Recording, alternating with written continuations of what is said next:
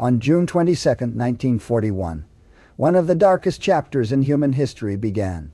As Axis forces burned their way across the Soviet Union, tens of millions would perish in a merciless war of annihilation. Despite this carnage, up to 1.5 million Soviet citizens would actually join their invaders and take up arms for the German Reich. In the plumes of smoke drifting across the Soviet sky, allegiances, ideologies, and even humanity itself could sometimes grow hazy. For the millions of Soviet soldiers on the front lines, Germany's invasion was apocalyptic from the very start. Inept leadership, logistical issues, and poor morale plagued the Red Army's initial response to the German onslaught. Soviet soldiers, most of whom were conscripts, found themselves surrounded by a superior enemy and were often unable to effectively defend themselves despite suicidal orders to do so. Adding to the sense of hopelessness, many of these Soviet soldiers had been personally terrorized by the very regime they were now desperately ordered to defend. Despite these abysmal conditions, countless Soviet soldiers did fight fanatically against their German invaders. Most Soviet soldiers felt a strong sense of loyalty toward their comrades, if not to their government, and few openly desired to collaborate with their enemies. However, as German armored units punched through Soviet lines, ensnaring millions of men in an inescapable ring of iron, everything changed. We made a free documentary, uncensored, on the rise and fall of ISIS. Today's video has no sponsor. Instead, I'd like to take the time to tell you how you can watch our new documentary, completely for free. Armchair History TV is our own custom platform for uncensored animated historical content, supported by our members direct. There are no ads or censorship on our platform. We now have over 150 exclusive videos made by all different historical content creators, ourselves included. This is in addition to our entire YouTube library, which is also on AATV, AD, and censorship-free. In fact, this video you're watching has an uncut and uncensored version that is airing right now on our website. Original content comes out every single week, which we contribute to regularly. This month is special because we've just put out a 45-minute documentary on the Islamic State, something we could have never released on YouTube without restrictions. We wanted to say thank you to all of our fans for supporting us, so you can watch our new documentary and the uncut version of this video right now, either on your computer or using our mobile app for free, using our code FREEHISTORY for a full month membership. The links are in the description below. In the summer of 1941, nearly 3.5 million Soviet soldiers were taken prisoner by the Germans. By the beginning of 1942, most of these men would be dead. Immediately after their capture, Soviet soldiers were led on grueling, weeks-long death marches. Stragglers were shot. Only after arriving at the exposed barbed wire enclosures that served as their POW camps would these huddled masses of living skeletons be given food. Cruelly, even this nourishment was purposefully insufficient. After all, prisoners were expensive, but starved corpses were free. In this nightmare come to life, it's perhaps unsurprising that some Soviet soldiers began to reconsider their principles. Furthermore, as hope for a quick victory against the Soviet Union began to fade away, the Germans began to slightly reconsider their genocidal policies against the Soviet powers, withering away under their supervision. Perhaps in exchange for collaboration, some prisoners could be allowed to live. The decision to collaborate was a complex choice for Soviet prisoners, and one that most ultimately rejected. Many Soviets were unimpressed by Nazi ideology and knew that capture by the Red Army would mean almost certain execution or treason. Additionally, conditions in POW camps varied throughout time, and some Soviet prisoners felt that they could successfully wait out the war without collaborating.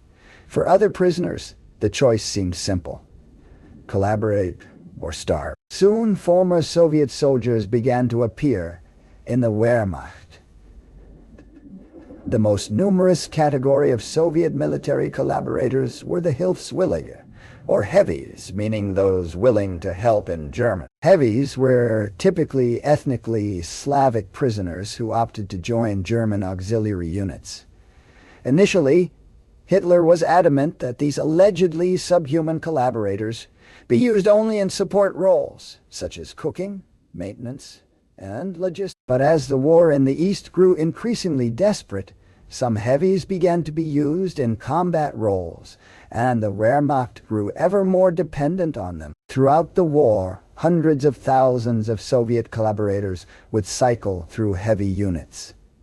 By the Battle of Stalingrad, the encircled German Sixth Army alone included over 50,000 heavies. Separate from the Hilfswillige, the Germans also recruited non-Slavic Soviets into specialized Eastern Legion. Nazi racial policy espoused the inferiority of Slavs, so the Soviet Union's non-Slavic ethnicities were seen as being important collaborators in the dismemberment of Stalin's empire. 6 national fighting units were formed for Armenians, Azerbaijanis, Georgians, North Caucasians, Central Asians, and Volga Tatars. In addition to these units, many fighters from the Baltic states, who had been recently conquered by the Soviet Union, chose to fight alongside the Germans, making common cause with their war against communism. Another category of collaborationist military units were the Cossack formations of the German Wehrmacht.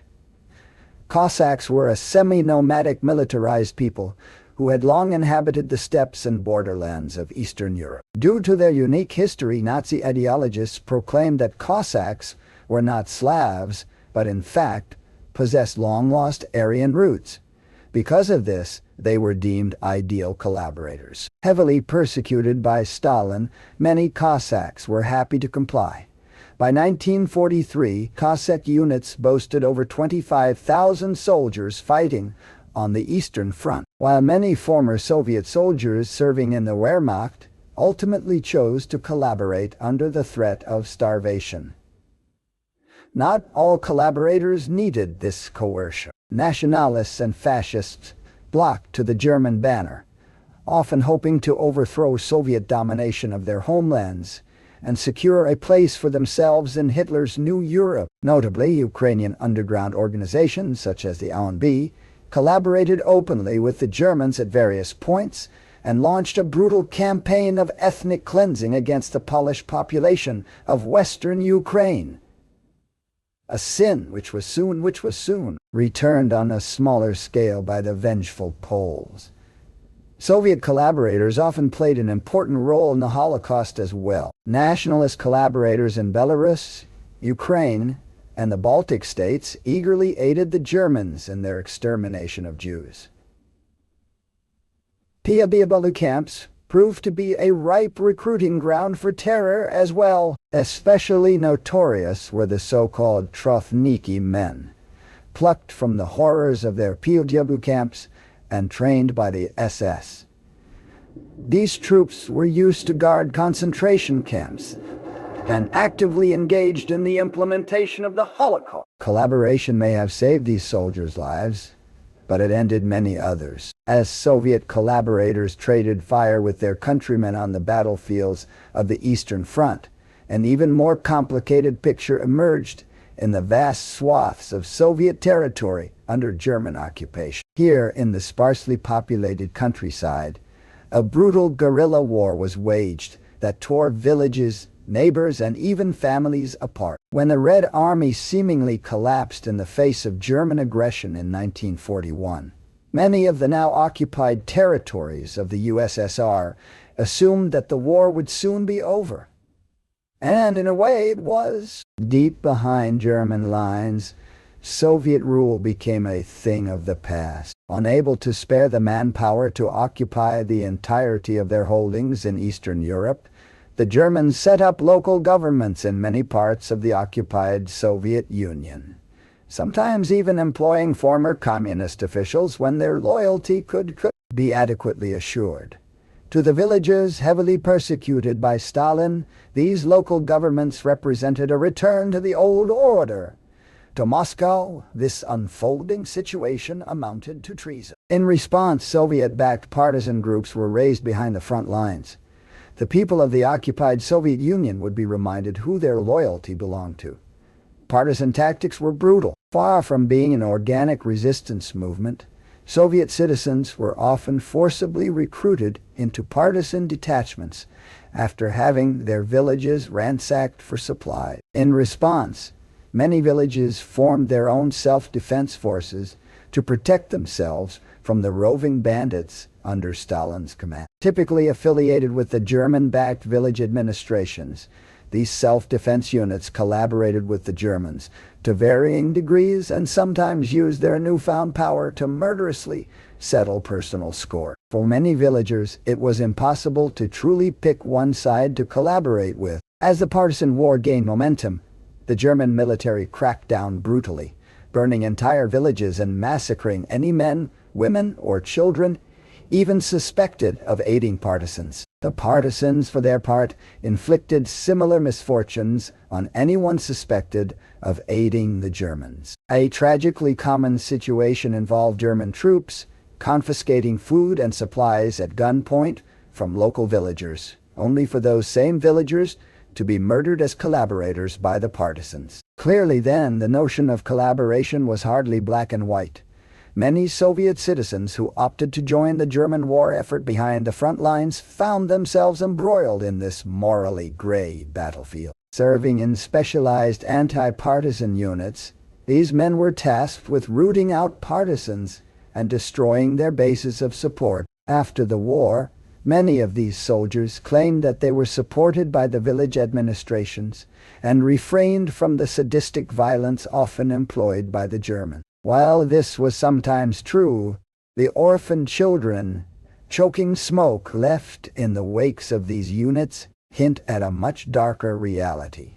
While many German-aligned local governments were small in scale, some were much larger. This was the case of the so-called local autonomy.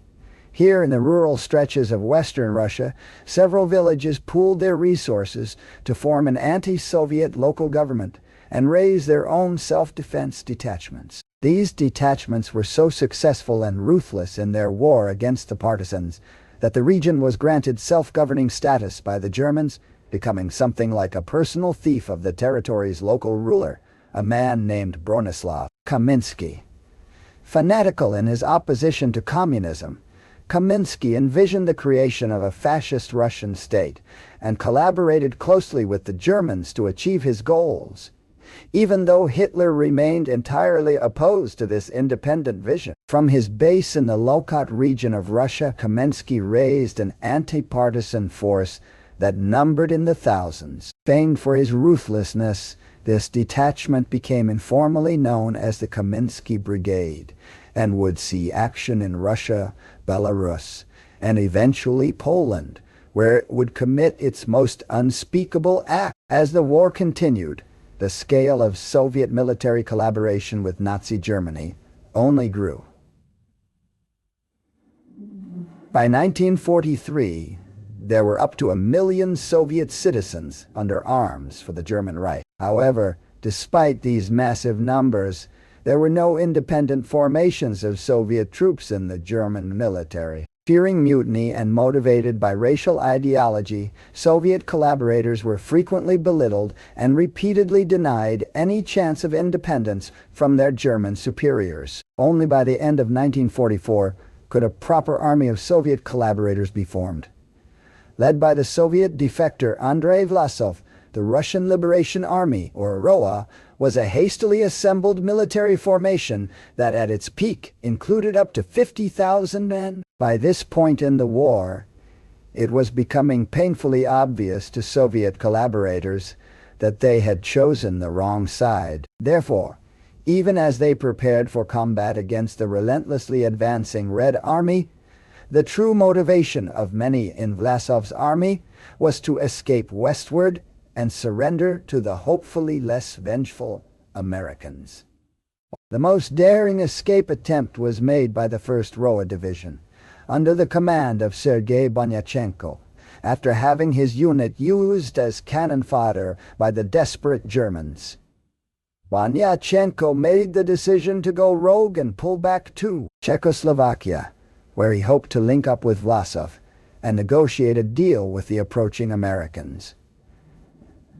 Outside of Prague, however, Bonyachenko received a strange request. With the Germans in disarray and the Soviet army barreling toward Prague, Czech resistance fighters sensed that the time was right for a national uprising. In need of backup, Czech leaders reached out to Bonyachenko's division and requested their assistance in liberating Prague from German occupation, potentially hoping to build credibility with the soon-to-be victorious Allies.